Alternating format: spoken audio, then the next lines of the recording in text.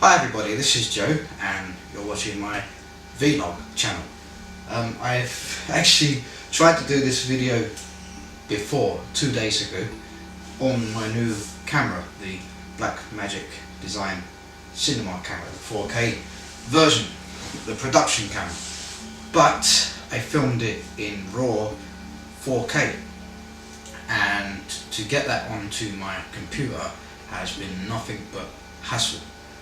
Sorry, just cutting into what I'm talking about. If you can hear any banging or noises or talking in the background, that's because every time I decide to record or film a video or something audio, my neighbours start to they decide to start to bang about or make a load of noise or talk or shout or whatever. So that's what that noise in the background is. But anyway, yeah, 2 days ago I did a video log using this camera in 4K mode.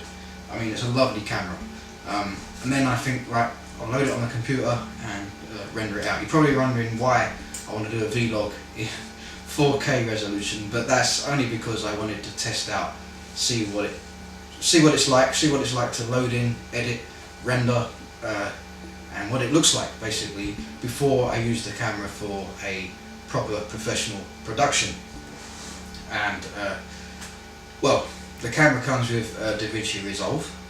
Tried loading it in that because it's, you know, it's Blackmagic Design, DaVinci Resolve's Blackmagic Design. I thought, okay, it's gonna work fine, but no, it won't. I can't find the files because they record in Cinema DNG files, but they're RAW files.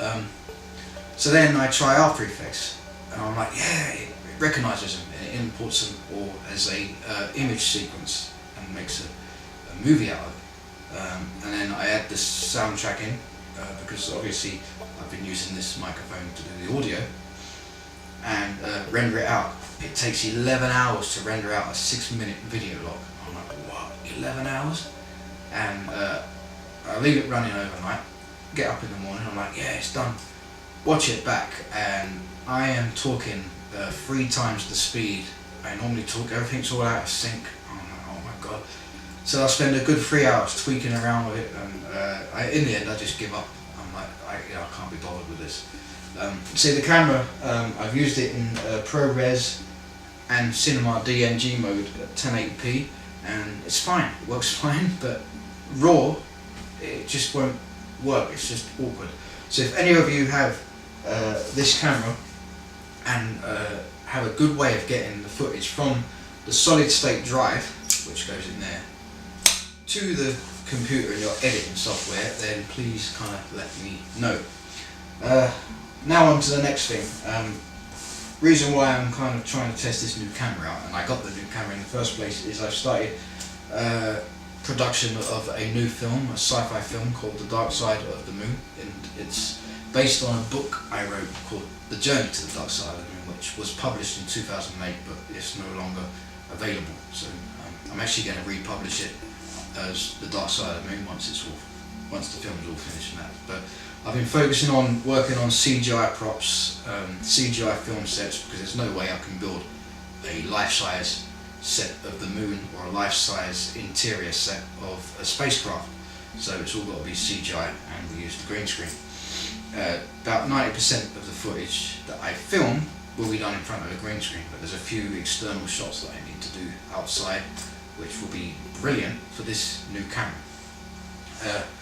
So yeah, I've been working all that, got all the CGI set up. I've got another week or 2 of CGI work, and then I'm going to tweak the screenplay a little bit. Then I'm going to test out the green screen and all the gear with a couple of the actors and actresses, just like a rehearsal thing. Then we're going to go boom straight into filming, and I plan on taking about 2 weeks of filming, and it's going to take a couple of months of editing, and then a good few months of rendering. And I've decided that while this is all rendering, because there's a lot of CGI involved, I will I can't use the computer when it's rendering because it'll be too slow. So while it's all rendering, I will then go out with my cameras again and film one of 2 films. It'll either be Jenga Hooper Returns, which is the sequel to my granddad's film Jenga Hooper, or The Führer, which is about Hitler.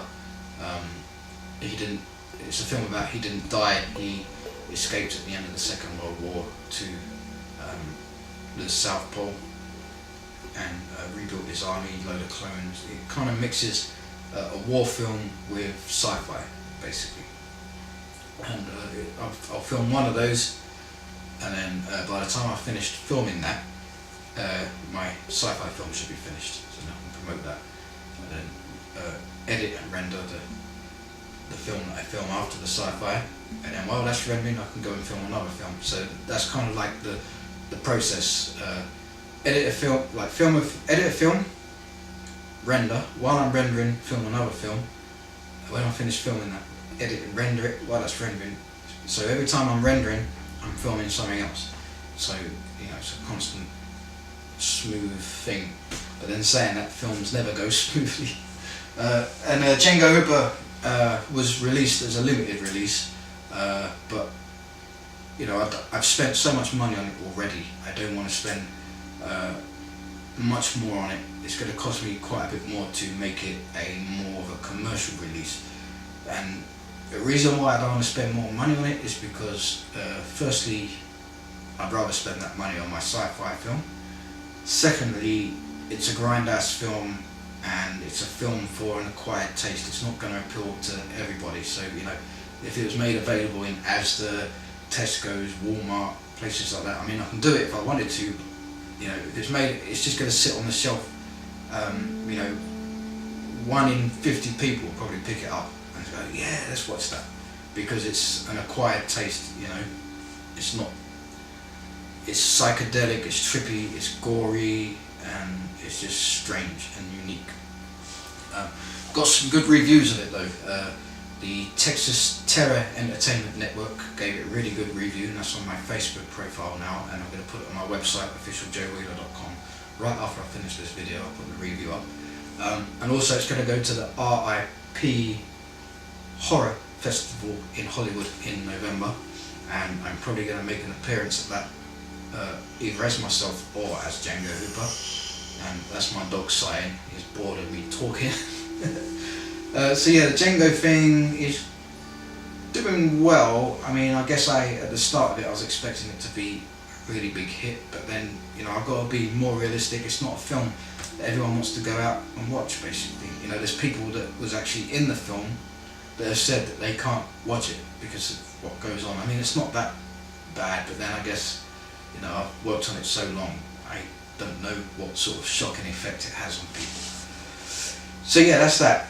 Also, I've got to check because I'm running low on battery on the microphone. So I'll try and keep this a bit quick. Over in the corner there, you probably can't really see it because the camera's not set up. I've got my green screen all set up, and that's going to probably be set up there for about 3 weeks while I film The Dark Side of the Moon. I was looking for a little lock-up or a garage or somewhere I'd hire out to set up a green screen and all the lights and stuff, but then I thought, you know, that's money I've got to pay out. I've got to pack all my gear up, get it there, and at the end of the day bring it back. You know, I don't want to be doing all that. It fits in my living room, I'll do the filming in it. You know, it don't make no difference. It's still going to be the same size green screen, still going to be the same lighting and everything like that. It's just that I save money and I can leave it set up and then unset it. The only thing is, I don't like the colour green of the green screen. It's a little bit see-through. I think the person scammed me, basically. It's not really I ordered it off of Amazon saying it's a green screen, but it doesn't look like the proper material. I found one that's proper material, and I'm going to be ordering that on Wednesday, and hopefully that will come by Friday, I hope, and I'll replace it. But this one I've got will probably be good to put on the floor, you know, so that when I do long wide shots, you know, I can get people's feet, their whole body in, basically. So yeah, that's all coming up. I've probably got loads more to talk about, but I will do more updates as time goes on.